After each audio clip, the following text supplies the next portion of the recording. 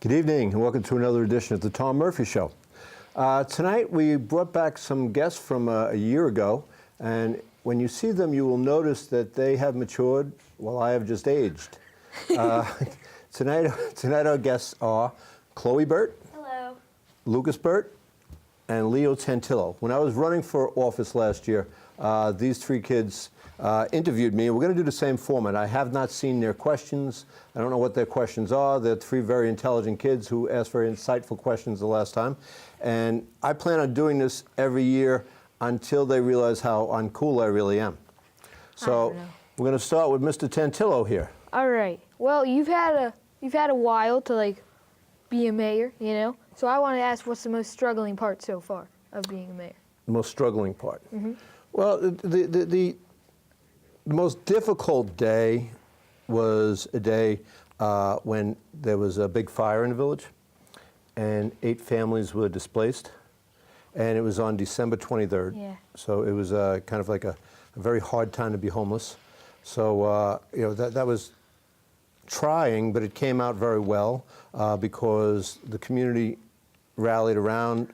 There was a huge donation of clothing and food and a lot of money, and we were able to set those families up on the road to recovery. So at the end it was fulfilling, but it was a very sad day when it first happened. But I think on a day-to-day, you know, on a day-to-day operation of being a mayor, you know, some of the hardest things are dealing with problems that residents have that you can't always fix immediately. Mm-hmm. So, you know, just systemic problems that you want to work on. And, you know, sometimes it's hard to tell people, like, I cannot do that today, but we're working on it because, you know, we're in a world of where people often want immediate gratification. So it's just, you know, trying to explain to people how government works and that it's more of a slow and steady than an immediate fix. Does that help? All right, yeah, thank you. Chloe, you next? Yeah. So I was wondering, as a mayor, what's your highest priority? My highest priority at the end of the day is making sure that the people of the community are safe, making sure that our police department, our fire department, our DPW, our building department all does their job keeping this community safe. And I do honestly believe that, you know, and the ambulance service too is a vital portion of that. That's your first job. Your first job is to make sure that, you know, everybody feels safe in their home. They don't feel like they're going to be victimized or be robbed or, you know, attacked in some way. And I think we have that. We have a very unique situation in this community. We have an all-volunteer fire department. Everybody you see on that fire truck is a volunteer. I did not know that. There are no paid officers. These folks all are, you know, they work a regular job at day, and they jump on those trucks in the middle of the night, and we're lucky to have that.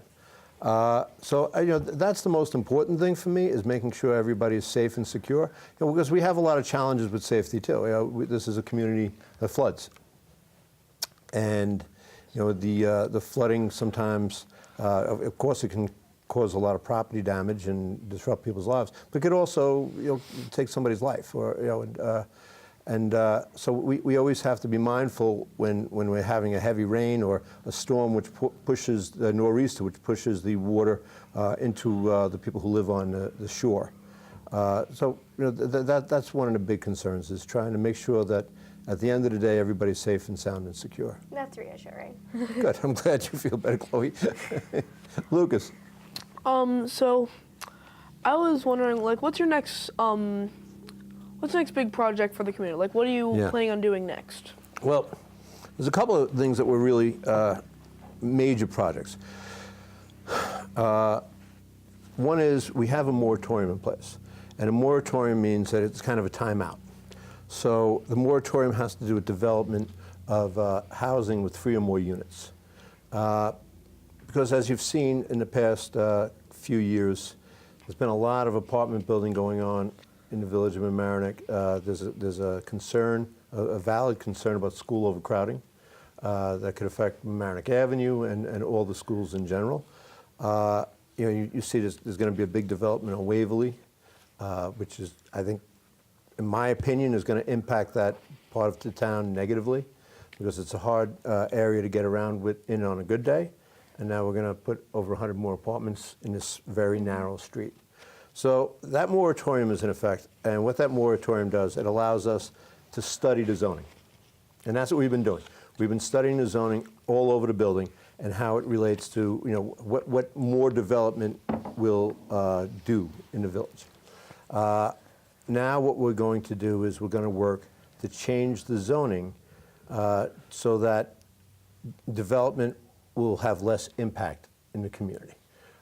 We haven't gotten to particulars. We're having a meeting December 18th, I believe it is, to start thinking about how we want to change this. And hopefully the moratorium is up, I think, March 16th. So we'll have that zoning in place. And hopefully the zoning, will, while allowing development, will lessen the impact of development. So we have that. Another major thing that we have going on right now, which kind of affects all of you guys, is something called the Safe Streets Initiative. And what that is it's part of raising the consciousness of the community that everybody has a responsibility to drive slower and safer. One of the things last year when I was running for office, after I talked to Youth Free, I knocked on a lot of doors. And when people opened the doors, and especially if they were younger families with children, one of the main concerns that the parents had was the kids walking, the kids riding their bikes. They didn't feel it was safe. They felt cars went too fast, and I agree with them. Cars do go too fast. We all have very busy lives. I'm sure all of you do stuff after school where your moms and dads have to bring you around and pick up one kid here, pick up the other kid there. So it's a very complicated world we live in. So we're all rushing. But what we're trying to teach people is that rushing endangers people's lives. There's a statistic I learned recently that if you get hit by a car at 20 miles an hour, you have a 90% chance of living. If you get hit by a car going 40 miles an hour, you have a 90% chance of dying. So it's really important that we try and get people to slow down. And that's only 40 miles an hour. Like, people go faster than that all the time. And so what we're trying to do is educate people to slow down. If you're watching, please slow down. And we're going to make changes both in our speed limits. We're going to make changes in a physical structure of some of the streets to slow the traffic down. You might have seen some of the stanchions going up in crosswalks, telling people that pedestrians have the right of way. First of all, it educates people that pedestrians have the right of way, and second of all, just having that in the middle of the street has an effect of slowing cars down. They've found. So we're working hard on that, and a lot of that is education. A lot of that is just raising people's awareness that this is our community. And 90% of the speeding is done by people who live here, and I've been guilty of it myself. And it's something that we want to try and work on. I'm much older than you guys, and I grew up in New York City in the 60s and 70s, and there was no thought to traffic safety back then. The whole idea of cars was to move them quickly and keep traffic moving, and consequently, I saw a lot of kids get hit by cars as I was growing up. And it had a real impact on me. And so that when I knocked on these doors and these parents were telling me that concern, it immediately flashed me back to the stuff that had happened when I was a kid. And I was like, okay, well, now I'm the mayor, and it's I got a responsibility to try and make this better. So we've been working hard on that. And there's also the comprehensive plan, which is kind of like the guidance for how the community zoning should roll out, and what the community's feeling about how we should develop. That's being updated too. So there's a lot going on, actually, and those are just the three main projects, I would say. So speaking of zoning and building apartments, what do you plan on doing as far as school overcrowding? Well, one of the things about being a mayor of Larchmont or the village of Mamaroneck or the supervisor of the town of Mamaroneck that a lot of people don't understand is that if you're coming up from the city, if you grow up in the city, the mayor has a lot of impact into how the schools are run in the city. Here in these communities, we have an elected school board. And so the mayor and the other mayor and the supervisor have almost no impact on what goes on in the schools. But that being said, one of the things we're trying to do is, keep growth from happening so quickly that it overwhelms the schools. That, we build all these apartments and everybody has a kid or 2 kids and now they're going to school. And not that we don't welcome children and families, but it's just, we have to do it in a way where we could absorb it comfortably. There's been a real explosion of growth in the school system. They did a survey or a projection a few years ago, and they were projecting a decrease. But what actually happened is there was a 500 student increase. So, it's really going to, in a few years, it's going to impact the hummocks and the high school. And a couple of the, I think Chatsworth and Murray are pretty much full. So they can't, they're having a hard time taking in any more students from those areas. I think there's a little room still left at Mamaroneck Avenue, a little room still left at Central. So that's why, if you remember, like last year, they were talking about rezoning the schools, like changing the districts, the district boundaries. And that caused a lot of consternation because, people are really attached to their neighborhood school. And, and I know you 3 went to Mamaroneck Avenue School, and I know you guys love that school. And you just so people know, by far the best elementary school. these are now 7th graders who are, well educated at Mamaroneck Avenue School, obviously. That's debatable. Okay, what's next? All right. I know you're close.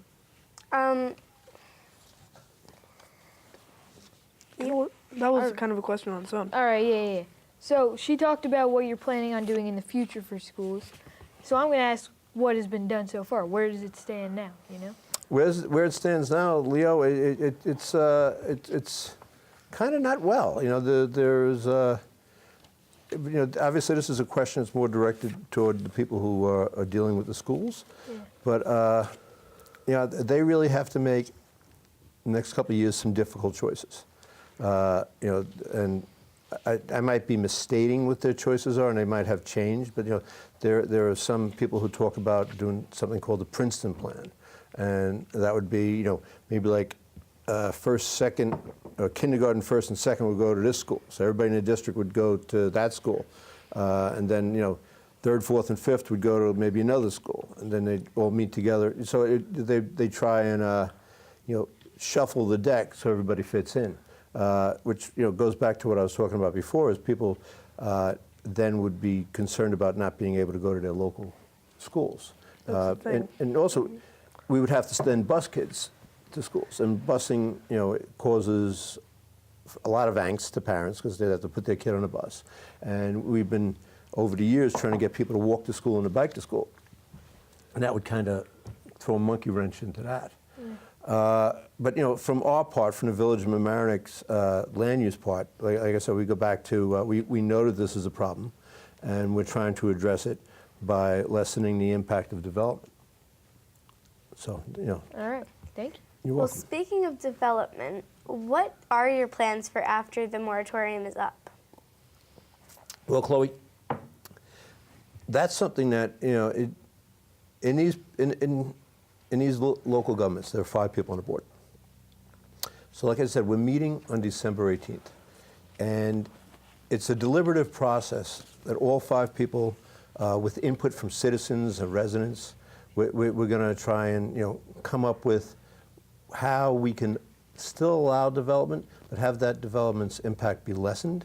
So the process is we start on the 18th with kind of like a work session at the Board of Trustees, like a brainstorming, just kind of throwing the ideas out, seeing what's practical and what's not practical.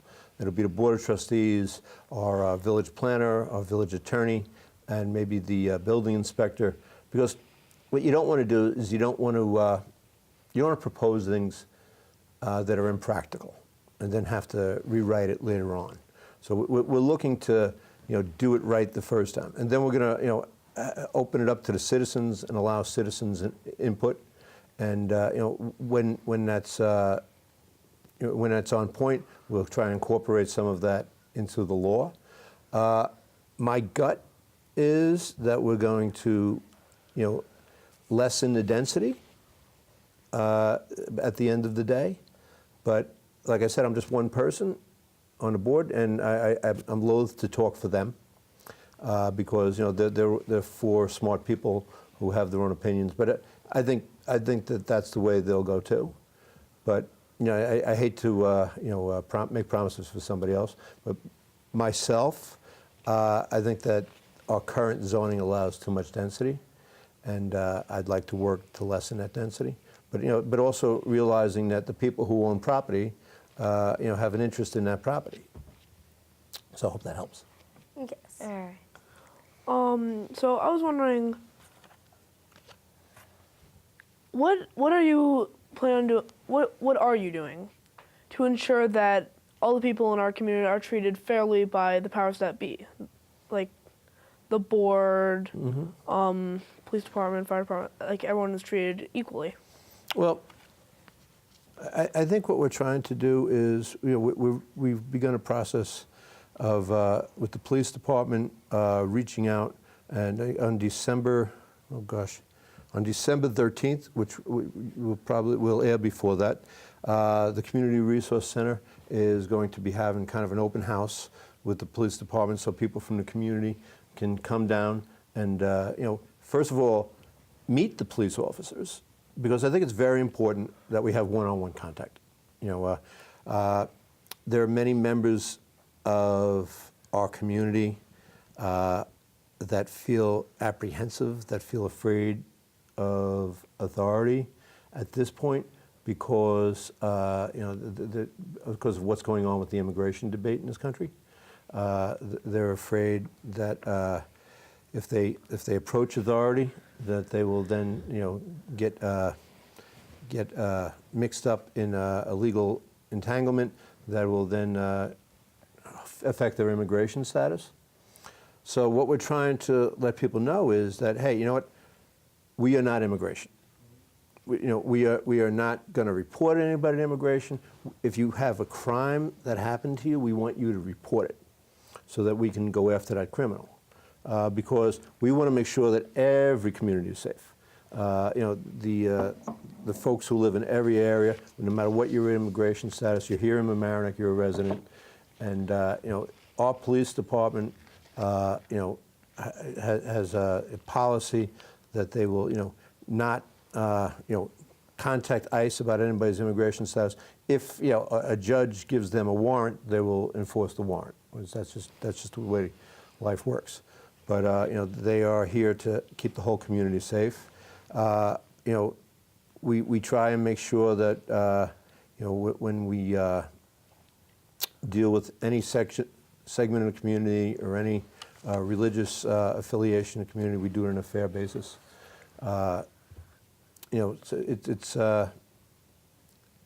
It's sometimes people feel aggrieved, and if they have a grievance, they should come to us, and we will try and work it out. You can't fix what you don't know. You know what I mean? So, people have come to us, and we began a process of working with some of the folks who felt they were being treated unfairly and having meetings with the police and with them. And we're trying to make sure that everybody feels like they have a seat at the table. So it's all about being open and being willing to admit that, hey, there might be problems, and if there are problems, we're going to work to fix it.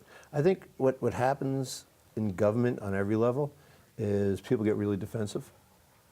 And this has happened to me too. Your tendency is to get defensive, and then you miss the problem because you're so busy being defensive. So, but if you could listen and say, hey, maybe things aren't perfect. How do we make them better? I think it goes a long way in gaining trust and having people work with you.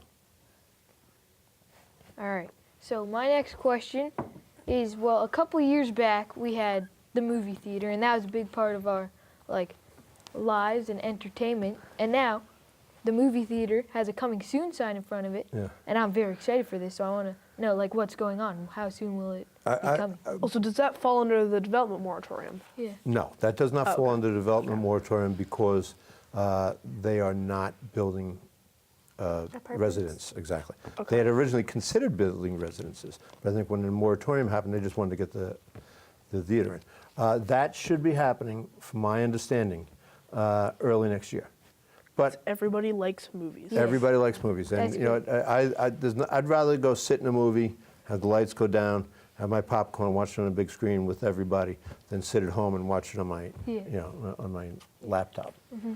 So hopefully that'll be next year. It's going to be, I think, six shows. Theaters. Yeah, exactly. With the reclining seats and all the comforts of home. Fancy. And all of that stuff. And from what I understand, they'll be showing first-run movies and some of classic movies. I don't know, That's cool. when I was a kid, you know, there were a lot less choices, but like the local stations, Channel 5, Channel 9, and Channel 11, they showed old movies all the time because they were looking for filler. So I got to see all these great old movies that I think your generation maybe hasn't had the chance to really experience. Some of these old black and white movies are just excellent movies that hopefully they'll be showing some of those and you can go and see. All right. It's also don't know. good to not like have another like restaurant. We have enough of those. It's good to have some diversity in like a new movie theater. I agree with you 100%. Yeah. I don't know. Kinda Me and leads my into your friends were question. passing by the movie theater, and we were like, "Geez, someday we're all gonna go there as friends and just eat popcorn and watch some nice movies." But yeah, hopefully you will be doing that soon, Chloe. I hope so too. But you know what? It's good too. I mean, like, that's a nice place. And you kids are like at this age where you know you can get dropped off, and go to the movies, and you know it's something you can do without your parents hovering around. I love you, Mom. But you know, it gives you a little autonomy too. You know what I mean? A chance to you know, branch out a little bit. And like you said, you know, hang out with your friends in a safe environment with a little more freedom. Okay. Lucas, I think you have the No, next that's question. it. I think No? you have the next question. Okay. I'll tell you a funny movie story just really quickly. All right. When I was a kid on 17th Street and 8th Avenue, there's a movie theater called The Elgin, just showed old movies. So they used to have something called double features, where you'd see two movies. So I go on a rainy Saturday, and I watch these two movies, and they're Marx Brothers movies. And it was Duck Soup and A Night at the Opera. And Marx Brothers were huge comedians in the 30s. So I go home. No idea who they are. Really? I go home, and I say to my You dad, don't? I said, Dad, you ever hear of these guys, the Marx Brothers? He went, what? And I told him, he said, Tommy, I think I saw that when it came out in that movie theater. but things like that, if you haven't seen Marx Brothers movies, you're missing a great part of America. They're hilarious, and it really is, you know, a cultural touchstone you guys should experience. I'm sorry to interrupt. I just wanted to It's okay. throw my black and white movie push at you. Wizard of Oz for me, that's the oldest I get. I think it's a Wonderful Life. It's a great movie. Yeah. That is a And great movie. It's seasonal. It's I seasonal, yes. I watched it like a couple days ago, and I just got the plot, and I was like, "What? That's what it's about?" All right, let's go. So, I was wondering, how are you planning to help the less fortunate in our community? Because I know in our community there are a lot of lower income, and me personally as a Boy Scout from a Larchmont troop, we do a lot of community service for lower income. I was wondering what the board is trying to do to help lower income people. Well, the problem with local government is that, you know, they really haven't been set up to do social services. But that being said, you know, we help support the Community Resource Center with tax dollars. We give money to Keeps so that people can, you know, have an affordable place to have child care. We give money to the co-op camp so that people who are, you know, can have a camp experience with an academic experience at a reasonable cost to live in a community. If they can't afford it, they get a scholarship. So I think what local government can do also is try, and when we do build housing, to make sure that there's affordable housing. And what affordable housing means is there's a formula that Westchester has for what's affordable. Like you only pay a certain portion of your gross income and rent. So I think what we need to do on that level is make sure that when we do allow development, we make sure that the developer builds some affordable housing. Or if a developer just wants to build affordable housing, to give him a benefit. Because we talk about diversity all the time and how we honor our diversity. But you can't really have diversity in the long run if people can't afford to live here. If people of different economic strata can't afford to live here, then you can't have diversity. Because, you know, and we're also in a situation where, you know, young folks starting out, you know, especially if they, you know, work for DPW or if they're working at a middle-class job, just can't afford to live around here anymore. You know, I'm an elevator mechanic, and if I hadn't gotten into Mamaroneck early on, like before the housing boom really got crazy, I probably wouldn't have been able to afford to live here. So it's hard for young folks starting out today. So I think trying to foster a community with some affordability is what we need to do too. And I think we only have one more question. And we only have time for one more. Yeah. It's a little bit of an oddball, but we couldn't resist. So we were wondering what your stand was on the parent versus video game basis. Out of her words, she came up Parent with this. versus video game. It's like Parent versus video game as far as like video games damage the minds of young yeah. people. I play a lot. My come down on that is, I agree with whatever your parents are currently telling you. Well, Okay, I could say this though. I mean, I know for my boys especially, and I love them dearly, but they had growing up they spent way too much time on the video Define games. way too much. Inordinate. I don't have a time frame, but I just know they were always on the video games, and I think that you're missing something. You know, you're missing going outside. You're missing playing with your comrades. You know, you're missing just being bored and try to figure out what to do. Helps your imagination grow a lot more than watching something on a screen. You know, so I come down with it. I wouldn't ban them, but I think your parents are right to set limits. Okay. Okay. well, Okay. a good way to battle the video game thing is movie theater. There you go. There you go. So A more fun version of a screen. that's right. A big screen. But you know what? I think we have to wrap up here. I look forward to watching you three go through your formative years here, because you're three great kids, and I really get a kick out of doing this. Hopefully, we could do this next year. Thank you both. Well, thank all three of you for coming here tonight, and thank you parents for facilitating this. And until the next time, I'm Tom Murphy, and I'm going to wish everybody happy holidays, Merry Christmas, Happy Hanukkah, Happy Kwanzaa, whatever you celebrate. You know, Thank just Diwali. keep peace on earth, goodwill toward men, and we will see you in the next year. Thank you very much, and have a good night. Bye all. Bye, everybody. Yeah.